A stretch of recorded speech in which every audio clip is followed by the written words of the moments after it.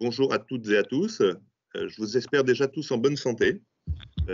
J'espère que vous avez pu faire le plein pendant les vacances de Noël avec vos proches, que vous êtes prêts à aborder cette nouvelle année avec l'énergie pour mener la nouvelle campagne. Certaines personnes en ce moment hésitent à présenter leurs vœux. J'ai des jeunes dans mon entourage qui ont une logique un peu spécieuse et qui me disent, tu sais, on a souhaité une bonne année 2020 et tu vois ce qui s'est passé. Je ne participe pas de cette démarche dont la logique ne me parle pas.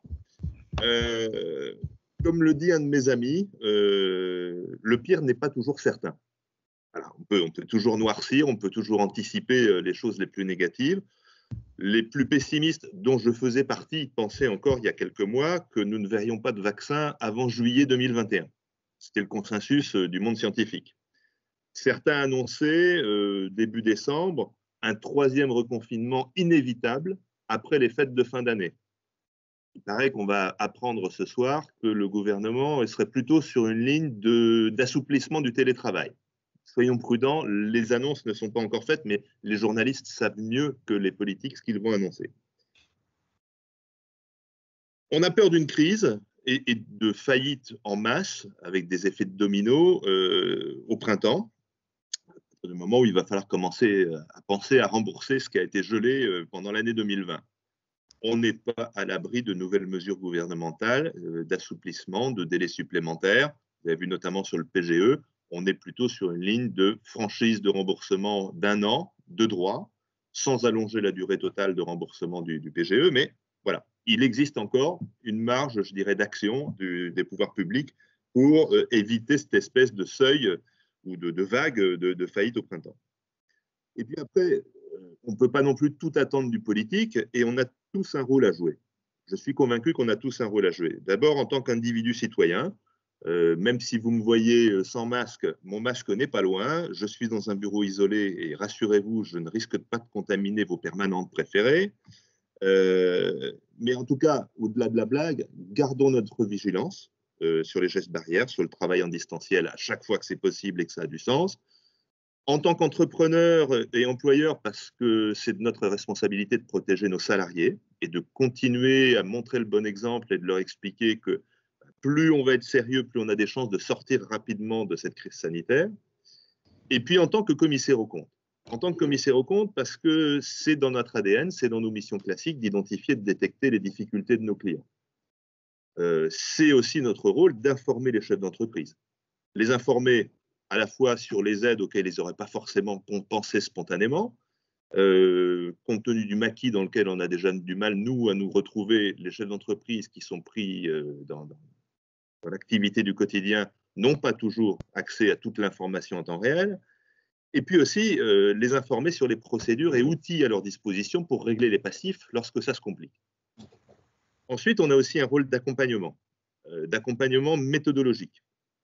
Un certain nombre d'entreprises frappées par la crise économique liée à la crise Covid sont actuellement en pleine réflexion sur la construction ou la reconstruction de leur business plan, voire de leur business model.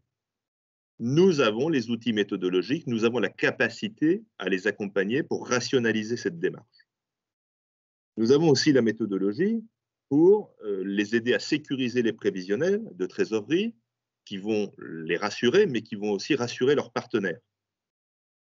Et puis, nous allons devoir les accompagner, qu'on soit expert comptable ou commissaire aux comptes, sur les problématiques d'arrêter les comptes dans le contexte de crise Covid, mais également sur le rédactionnel des annexes. Parce qu'il est impensable pour les parties prenantes ou les gens qui vont recevoir les comptes des entreprises qu'il n'y ait pas une référence aux effets de la crise Covid sur l'activité et sur les comptes. On aura un rôle à jouer là-dessus pour être à la fois précis, ne pas raconter n'importe quoi et ne pas non plus être, je dirais, dans le catastrophisme. Ensuite, j'aimerais partager avec vous une conviction, c'est que l'environnement, les ministères de tutelle, les syndicats patronaux, mais surtout et aussi nos clients, sont reconnaissants de notre implication dans la crise en 2020. Moi, j'ai été vraiment épaté des retours de mes clients À chaque fois que je les ai appelés pendant la crise 2020, notamment pendant le premier confinement, à chaque fois, ils ont eu le sentiment d'une proximité, d'une vraie empathie vis-à-vis de leurs difficultés. Et même si on était simplement dans notre rôle de commissaire aux comptes d'évaluation de leurs difficultés, ils avaient tous le sentiment qu'on les soutenait et qu'on les accompagnait dans ces difficultés. J'ai envie de dire que notre image est plutôt en train de se redorer, notre cote est à la hausse. Eh bien, soyons à la hauteur de ces attentes. Soyons en 2021 à la hauteur de ces attentes. 2021 ne va pas être une année facile, mais je suis persuadé que ça va nous permettre de renforcer nos liens avec nos clients et les parties prenantes.